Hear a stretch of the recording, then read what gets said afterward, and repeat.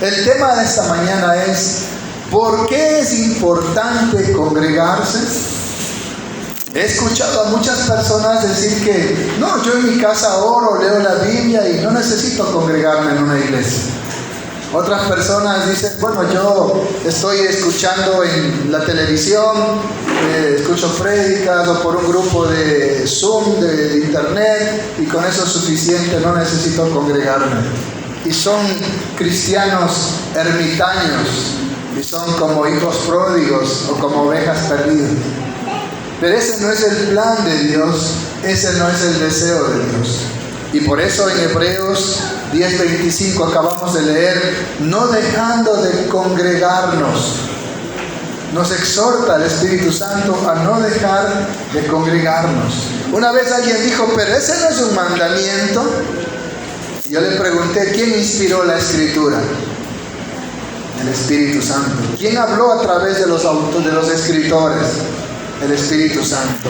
Y cuando dice no dejando de congregarnos, ahí hay un mandamiento, ahí hay un imperativo. Amén. Y siempre ha habido en todas las iglesias problemas y personas que no les gusta congregarse. Por eso dice en aquel entonces, como algunos tienen por costumbre. Habían creyentes que tenían esa mala costumbre de no congregarse, sino más bien dice exhortándonos, animándonos. Y tanto más cuando veis que aquel día se acerca. Amados hermanos, es triste para los que vivimos en Puerto Bolívar ni siquiera poder llevar a nuestros hijos al parque, porque se disparan como locos la gente en la calle y hay bala gratis por todo rincón y da temor salir hasta comprar. Y toda esta violencia nos dice que la venida del Señor está a las puertas, que está cerca, que aquel día está cerca, porque eso dijo el Señor, serán como los días de Noé, caracterizados por la violencia. Serán como los días de Sodoma y Gomorra, caracterizados por la perversión sexual. Y estamos viviendo ese día cercano, esa mañana gloriosa, donde vendrá Jesucristo, nuestro Salvador. ¿Cuántos lo esperan? Amén. ¿Cuántos dicen, ven Señor Jesús? En esta violencia que estamos viviendo es tiempo de clamar, Maranata, ven Señor Jesús. Y ciertamente muchas iglesias cierran sus puertas y no se congregan por la seguridad de las personas. Nosotros tuvimos que hacer eso el día jueves. Pero el Señor nos dice que a pesar de esas circunstancias, nosotros tenemos que confiar en Él y no debemos dejar de congregarnos. Amén. Cuando el Señor nos dio esta palabra, después de que el día jueves no nos congregamos, y yo decía, pero Señor, ayúdame a entender esto de congregarse. Y ahí es donde nació esto de ¿por qué es importante congregarse? Y lo que descubrí en la palabra de Dios, lo que el Señor me mostró, es realmente maravilloso, es realmente profundo. ¿Sabe cuál es la respuesta? Es el deseo y la iniciativa de Dios congregarse con nosotros. ¿Amén? ¿Se me hizo entender? Es el deseo de Dios congregarse con nosotros. O sea, no se trata de si yo quiero congregarme. Él quiere congregarse con su pueblo. Amén. Es el deseo de Dios congregarse con nosotros. Es el deseo de Dios, es la iniciativa de Dios. Él toma la iniciativa. Y recorriendo toda la Escritura, pude ver este principio. Que Dios ama congregarse con sus hijos. Él anhela congregarse con sus hijos. Una vez vi un video de un anciano que llama a sus hijos profesionales de ellos, uno doctor, otro empresario, y le dice, quiero que vengan a cenar conmigo en Navidad.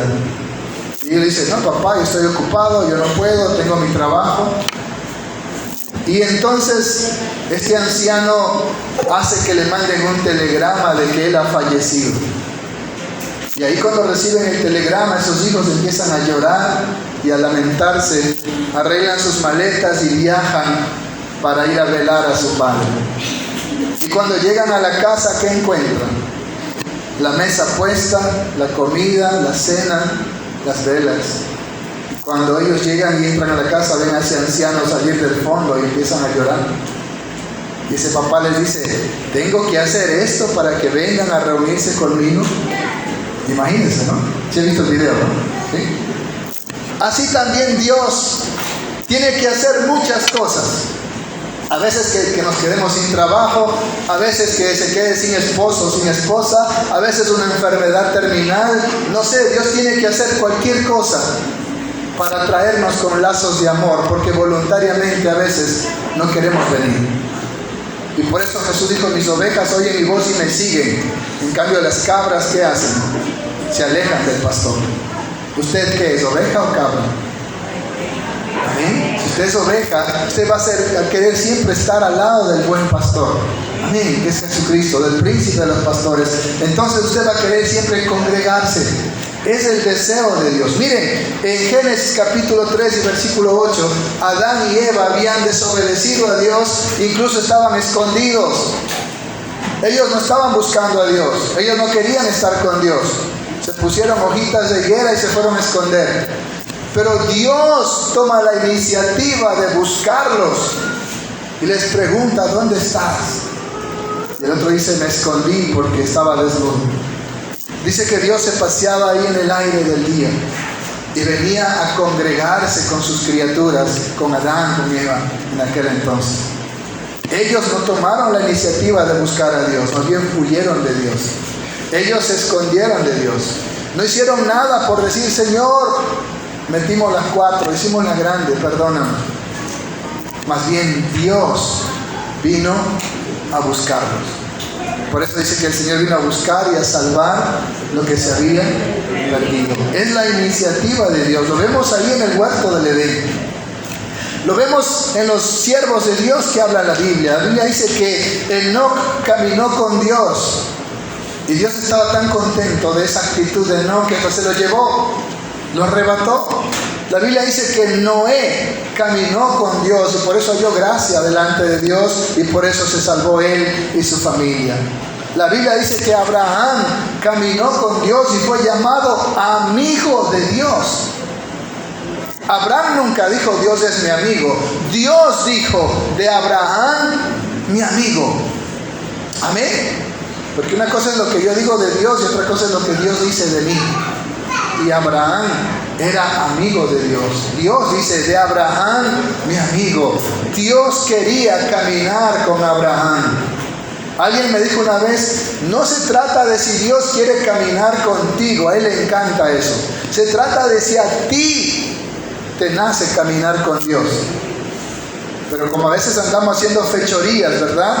No queremos que Dios camine con nosotros, que no vaya a ver Dios lo que estamos haciendo. Como dice el salmista, ¿verá Dios lo que hago?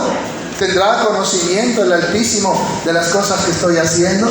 Y la Biblia dice que Él conoce aún lo más profundo de nuestros pensamientos. ¿Cuánto le da gloria al Señor? ¡Aleluya! Isaac caminó con Dios. Jacob al final de sus días dice, el Dios que ha estado conmigo durante toda mi peregrinación, el Dios que ha caminado conmigo.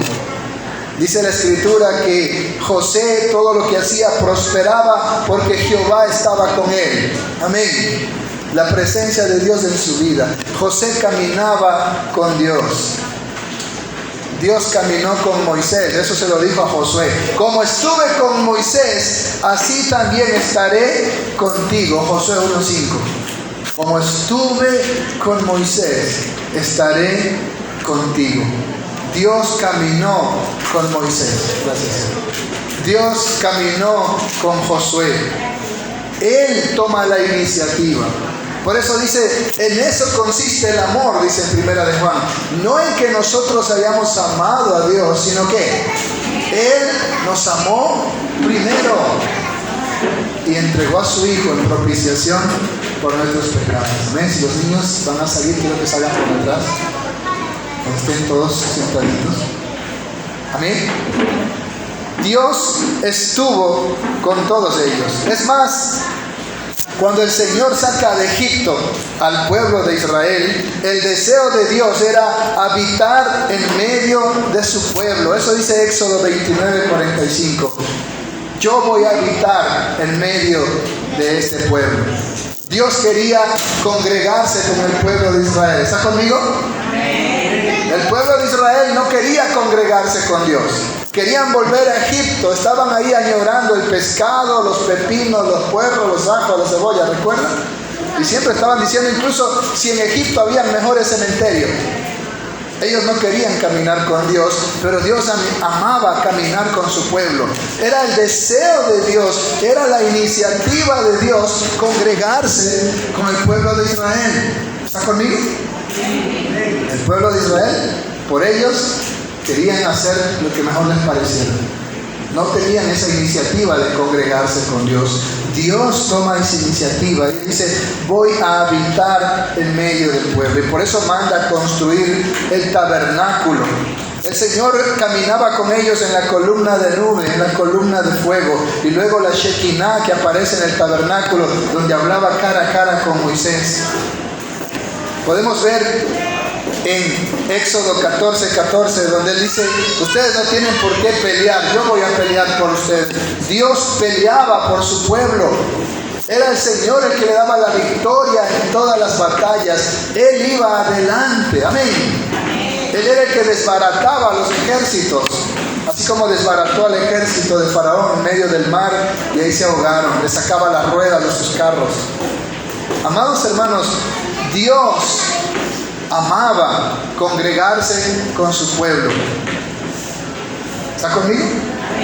Era la iniciativa de Dios, era el deseo de Dios. ¿Por qué es importante congregarnos? Porque ese es el deseo de Dios. Porque eso es lo que Dios más anhela con su pueblo. Si usted llega a entender eso, usted también va a amar congregarse y no va a dejar de hacerlo. Sabiendo que Dios está aquí esperándome, ansioso, con los brazos abiertos. ¿Cuánto le dan un aplauso al Señor? Él está más temprano que usted. Usted llega tarde, Él está temprano aquí esperando. ¿A qué momento llega Raúl? ¿En qué momento llega Mariana? ¿En qué momento llega Rita? Ansioso, esperándolos. Como aquellos niños cuando el papá le dice, cuando regrese te voy a traer un regalo, ¿verdad? Y hasta sea de noche, Joana dice, no, tengo que esperar a mi papá porque él me prometió traer algo. Y ahí está con los ojos como lechuza y no se duerme hasta que yo llegue y cumpla la promesa. Y así está el Señor aquí, esperándonos. Ahora póngase a pensar cómo se sentirá ese Dios amoroso y ansioso por vernos cuando esa silla suya está vacía. Porque usted simplemente prefirió otra cosa que venir a buscar su rostro. ¿Ha puesto usted a pensar cómo se sentirá el Señor? Amén. El Señor peleaba por Israel. En 2 de Crónicas 20:17 está cuando se dice, estén quietos, que yo pelearé por vosotros. No tienen ustedes por qué pelear, porque la guerra es del Señor. Cuando Josafat fue a la guerra. Lo mismo con Ezequías, mandó un ángel que mató 180,000 soldados sirios. Él peleaba por su pueblo. A veces los papás tienen que inventarse cualquier pretexto para que los hijos lo visiten. Si no, no somos ingratos y no lo hacemos. ¿Sabe? El Señor, creo que como papá, se inventó algunos pretextos que se llaman fiestas. Y por eso dice el Señor, hay 3 fiestas anuales y 3 veces se presentará delante de mí todo varón. Si usted no iba a congregarse, aunque sea en las fiestas, usted estaba obligado a estar allí. Aunque sabe, hay hijos que ni al cumpleaños de sus padres asisten, porque tienen otras ocupaciones. Y el Señor puso esas fiestas de los tabernáculos, de las trompetas, de las cosechas, la Pascua, después desapareció la Hanukkah, y bueno, todas esas fiestas tenían como propósito que sus hijos vengan a congregarse con Él. Miren, el enfoque está en Dios, no en nosotros. Dios anhela congregarse con sus hijos. Dios anhela congregarse con su pueblo. Si en nosotros hubiera ese mismo sentir, no dejaríamos de congregarnos. Amén. Por eso el Señor puso las fiestas anuales. Y no solamente eso, a los sacerdotes les dio el trabajo de presentar las ofrendas diarias. Y diariamente tenían que presentar holocaustos en la mañana y en la tarde en la oración. Y tenían que sacrificar todos los días, sacrificaban holocaustos, sacrificios. Y de esa manera el Señor los tenía ahí, aunque sean los sacerdotes. Y tenían que cambiar el pan de la proposición o el pan de la presencia todos los días. Y tenían que cuidar que los candeleros estén encendidos. Y de esa manera Él se congregaba con su pueblo, con sus sacerdotes, con sus hijos. Y ¿sabe? En Malaquías dice que el pueblo de Israel llegó a decir: pero qué fastidio esto de estar todos los días en el templo presentando sacrificios. Y hay personas que dicen eso. Yo decía eso cuando era inconverso: mamá, que no se aburre de ir al templo, qué fastidio, déjeme dormir el domingo. Porque no conocía el amor de Dios. Amén. Entonces, cuando usted entiende que es Dios el que está ansioso aquí por encontrarse con usted, Él toma la iniciativa, Él anhela, Él lo espera. ¿Qué va a hacer usted? ¿Lo va a dejar esperando? ¿Va a dejar que esa silla esté vacía y que Él se entristezca? Y aún más cuando Él sabe dónde está usted y qué está haciendo. Amén. Porque no hay pretexto. Usted al pastor le puede decir: pastores, que se me aflojó el estómago, pastores, que me llegaron visitas por aquí y por allá. Cuando usted tiene cita médica, ¿verdad? Y es urgente, aunque llegue cualquier familia, usted le dice: ya regreso, tengo cita médica. Y si tiene que ir a la universidad, al trabajo, ¿usted qué le dice a las visitas? Tengo que ir a trabajar, ya regreso, esperen en casa. Usted no falta. Pero a esa cita con Dios, por ese encuentro con Dios, le damos la prioridad que tiene, que merece. Por eso es que el Señor le dice a la iglesia: has dejado tu primer amor. Has dejado tu primer amor. Por eso el Señor puso todas esas fiestas anuales, los holocaustos, las ofrendas diarias, las primicias como las que hoy hemos traído al Señor. El Señor estaba tan, por decirlo así, ansioso cuando el pueblo venía al tabernáculo, la gloria del Señor descendía. Cuando Salomón construye el templo, dice que la Shekinah del Señor llenó el templo y no podían los sacerdotes entrar, ni salir, ni ministrar. Y cuando el templo del Señor es destruido antes del cautiverio y regresan del cautiverio, la gente estaba construyendo casas artesonadas y poniéndose cómodo que habían llegado del cautiverio. Y el Señor dice: ¿hasta cuándo estarán corriendo a sus casas artesonadas y no hacen nada por construir mi templo? Y es ahí donde ellos, ante la exhortación del Señor, ahí en Ageo capítulo 1, versículo 4, ellos empiezan ahora sí a preocuparse en levantar el templo del Señor, en establecer en Israel de nuevo la gloria de Dios. Lo primero que tenía que establecer los líderes que regresaron del cautiverio era precisamente la adoración, el presentar sacrificios, el levantar el altar del Señor, el levantar el templo del Señor. Y Dios estaba ahí feliz, contento, ansioso por congregarse de nuevo con su pueblo. Y ellos construyen ese segundo templo. Por eso el salmista, ahí en el Salmo 84:10 dice: mejor es un día en tus atrios que 1000 fuera de él. Mejor estar a las puertas de la casa de Dios que en palacios de maldad. Mejor es un día, hermanos, en la casa de Dios que 1000 fuera de su casa. Por eso el salmista dice: en tu presencia hay plenitud de gozo, delicias a tu diestra. Amada iglesia del Señor, es el deseo de Dios congregarse con usted. No deje de congregarse como algunos tienen por costumbre. Dios es el primero que anhela congregarse con usted. Él está aquí primerito, esperándolo con los brazos abiertos. Si nos vamos al Nuevo Testamento, vemos que era costumbre de Jesús ir a la sinagoga, dice Lucas 4:16. Y en Juan 7:14 habla de Jesús yendo al templo. Y la mayoría de milagros Jesús lo hizo en las sinagogas, lo hizo en el templo. Ahí estaba el hombre de la mano seca, la mujer encorvada, estaba el paralítico de Betesda y cuántos otros más que sanó el Señor precisamente cuando fue a la sinagoga, cuando fue al templo. Jesús nos dejó sus huellas para que sigamos sus pisadas. Él nos dio el ejemplo de que Él amaba congregarse con su Padre. ¿Cuántos aman congregarse con el Señor?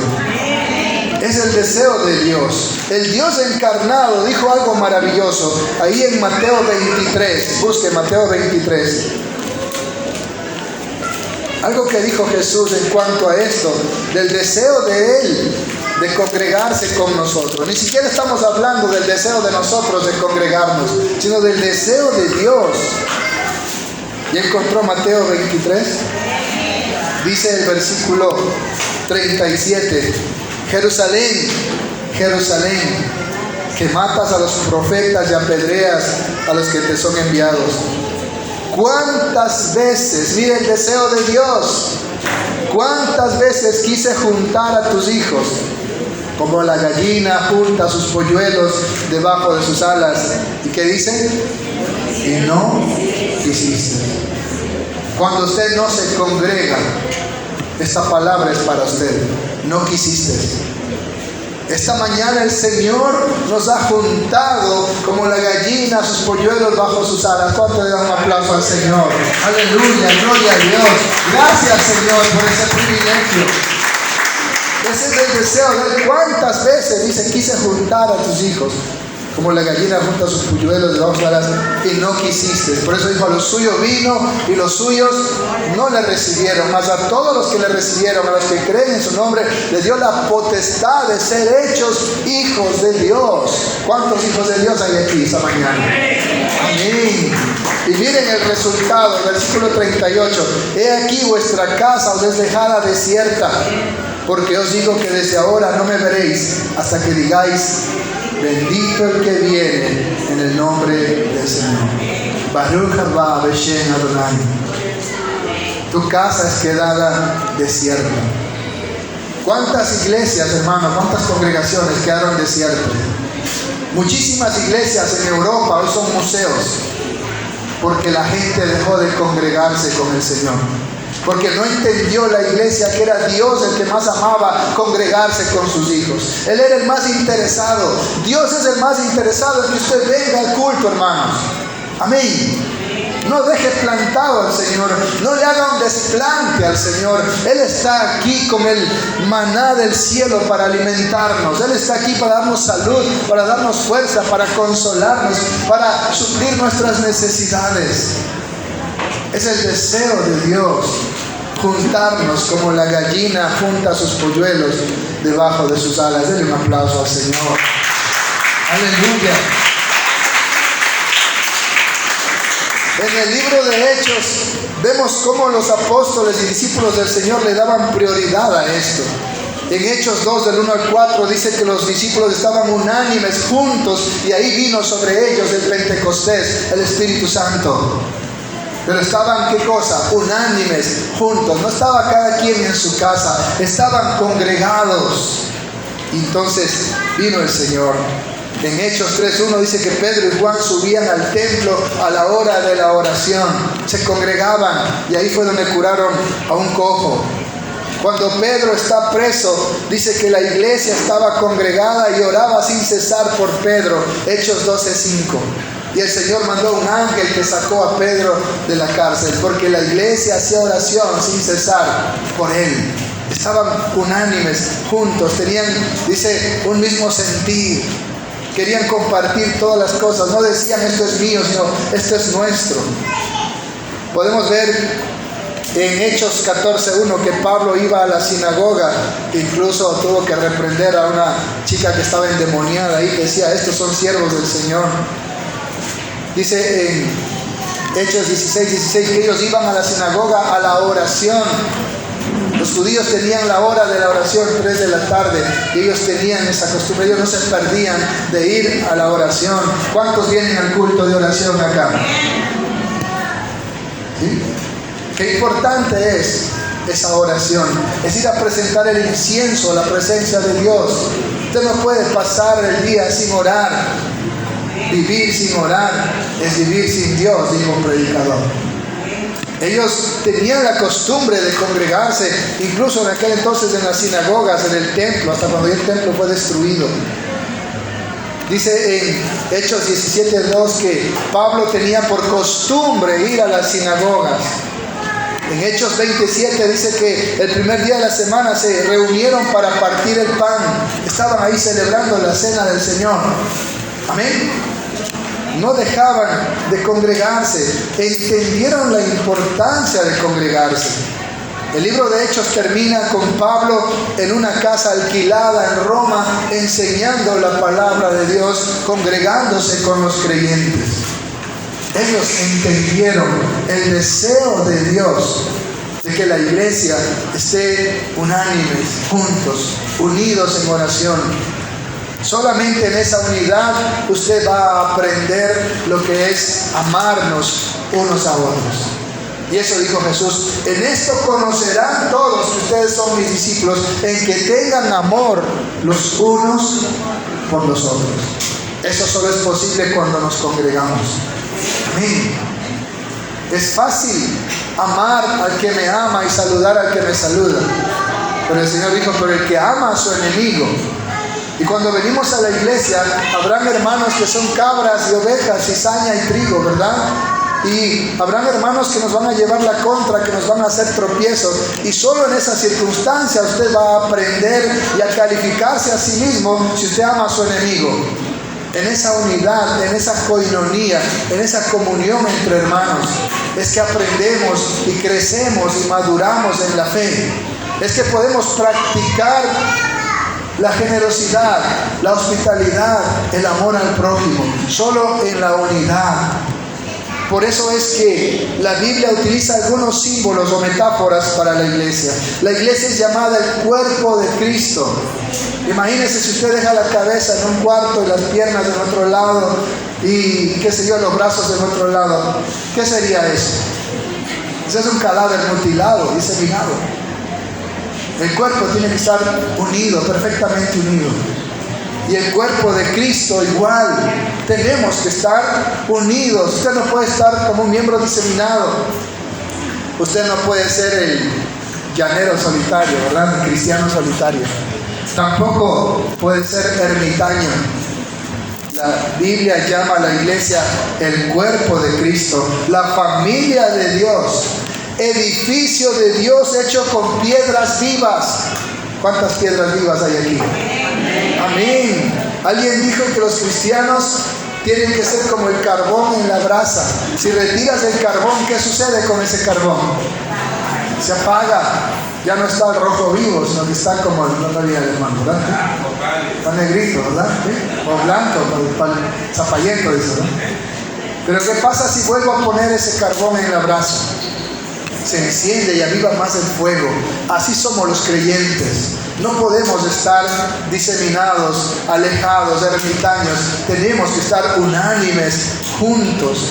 Ese es el deseo de Dios. Por eso nos llama el cuerpo de Cristo, la familia de Dios, edificio construido con piedras vivas, el pueblo de Dios, hijos de Dios. ¿Cuántos dan alabanza al Señor? Vosotros sois linaje escogido, real sacerdocio, nación santa, pueblo adquirido por Dios. Y ahí no está hablando de una sola persona, de un solo creyente. ¿Amén? Linaje habla de una familia. Nación habla de muchos. Pueblo de Dios habla de multitudes que tienen que estar juntos, unánimes. Amén. Para resumir y terminar, entonces, hermanos, Dios anhela congregarse con sus hijos. Por eso es importante no dejar de congregarnos, lo que dice Hebreos 10:25, no dejando de congregarnos como algunos tienen por costumbre, sino exhortándonos, y tanto más cuando veis que aquel día se acerca. Iglesia del Señor, Dios es el más interesado en congregarse con su pueblo. Dios anhela congregarse con sus hijos. Él está aquí esperándonos con los brazos abiertos. Él está aquí listo, preparado. Como aquellas hermanas cuando hay una fiesta en la iglesia, ¿verdad? Ese día se bañan, se van a hacerse los retoques, al rincón de los milagros, ¿verdad? ¿Sí? Se preparan de una manera especial. Y si tienen que presentarse de forma especial, ¿verdad? Se preparan. Cuando es una boda, ¿cómo va usted? Y amados hermanos, aquí está el Señor. No me imagino el dolor que siente el Señor por cada silla vacía. La decepción que sentirá el Señor, la tristeza. En el libro de Génesis dice que cuando Dios vio la maldad en los hombres, la violencia, dice que le dolió en su corazón. No produzca usted dolor en el corazón de Dios. Amén. Dice que a Dios le dolió en su corazón. Cuando usted se aleja de la casa de Dios, provoca dolor en el corazón de Dios. Y usted, mamá, sabe el dolor que se siente cuando a un hijo le falta el respeto o es ingrato, ¿verdad? Y usted, papá, sabe el dolor que se siente cuando un hijo no respeta su autoridad, no le obedece, es un ingrato, es un rebelde. Ni siquiera lo visita cuando usted está enfermo. Usted lo ha pasado alguna vez y sabe lo que se siente. Entonces usted puede entender lo que siente Dios cuando usted prefiere cualquier otra cosa antes que venir a su casa a encontrarse con Él. Amén. Sí, es verdad. El Señor quiere que usted entre a su aposento, cierre la puerta y tenga ese tiempo de intimidad con Él.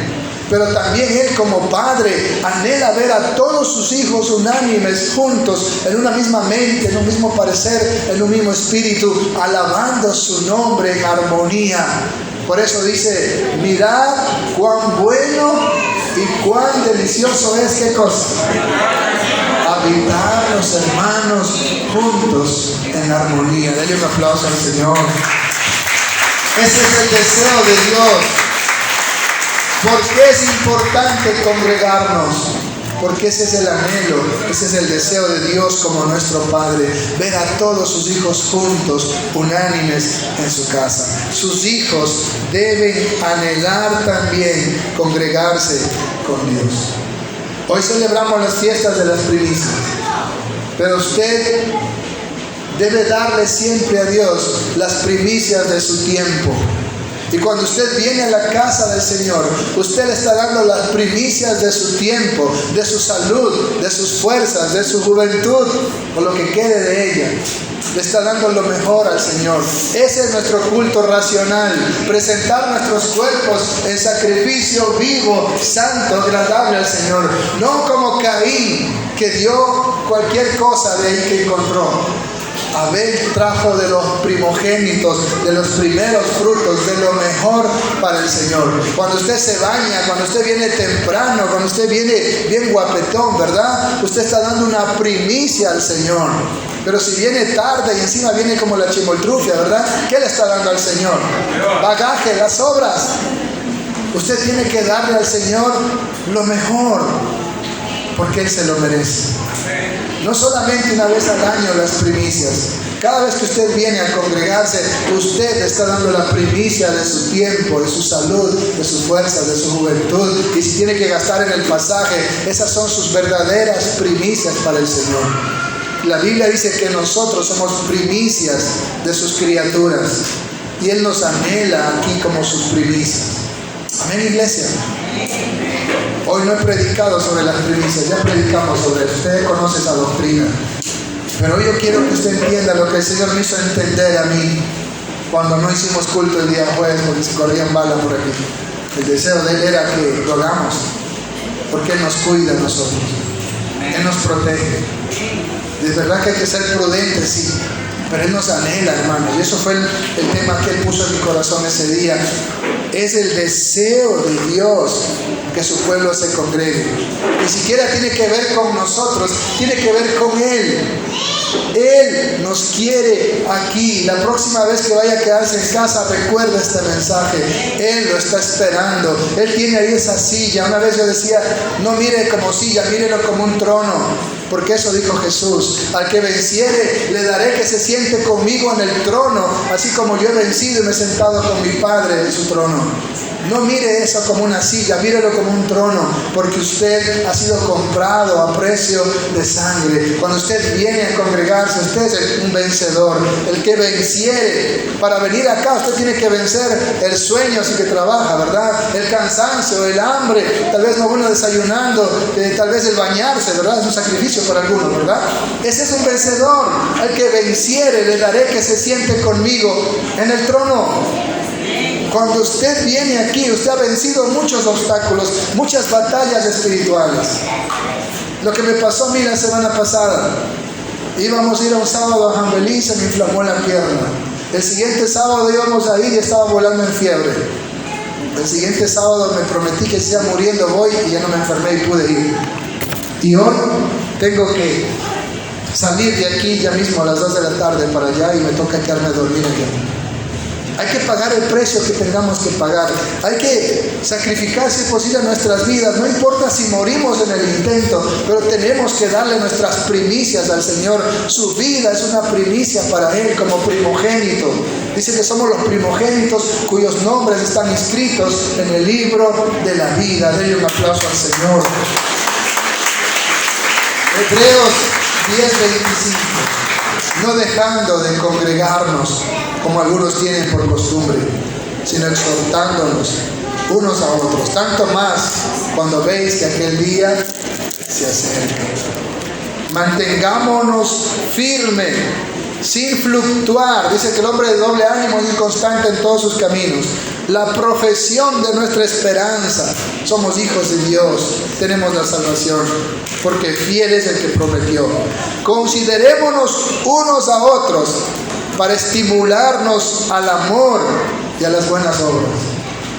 Muchas personas que están decaídas necesitan ese estímulo de decir: vamos adelante, Cristo te ama, vamos a la casa del Señor. Yo me alegré con los que decían: a la casa del Señor iremos. Anhelemos la casa del Señor. Que podamos decir como el salmista dice: aún el gorrión y la golondrina buscan poner sus nidos cerca de tus atrios, oh Jehová de los ejércitos. Que nosotros anhelemos la casa del Señor. Amén, iglesia. Haga hoy ese compromiso.